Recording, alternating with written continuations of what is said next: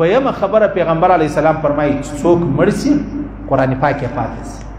د چا چې قرآن پاتې شو دا صدقه جاریه ده په خپل ژوند کې دا وکړئ عزیزانو موږ ته خدای په کورو کې یو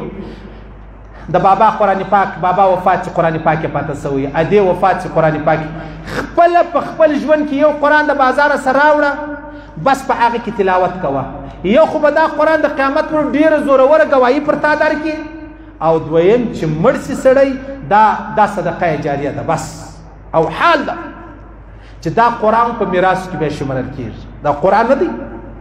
سړی مړ شو خپل شخصي قرآن پاک دا هم په میراثو کې تقسیمیږي په میراثو کې بیا چې کوم سړی ډېر بزرګ دی الله والا دی دا هغه ته سړی ورکړي چې د بابا قرآن پاک دی یا مسله ده دا ته دا یې زده کړي په بازار کې قرآن واخلي په 1000 روپۍ واخله په 1500 روپۍ واخله بس که مړ شو موږ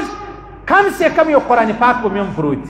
ډېر زبردسته خوند کوي چې زما او ستا موبایل پاتېږي زما او ستا میموري کارت پاتېږي زما او ستا تصویرونه پاتېږي زما او ستا ویډیو پاتېږي زما او ستا ټیک ټاک پاتېږي او نو په هغو کې یو قرآن پاک هم پاتې شي اوس که زما او ستا خالص تصویرونو ټیک ټاک شان را پاتې شو دا زما او ستا د جهنم سبب ګرځي او چې زما او ستا قرآن پاتې شوی دا به زما او ستا د جنت سبب وګرځي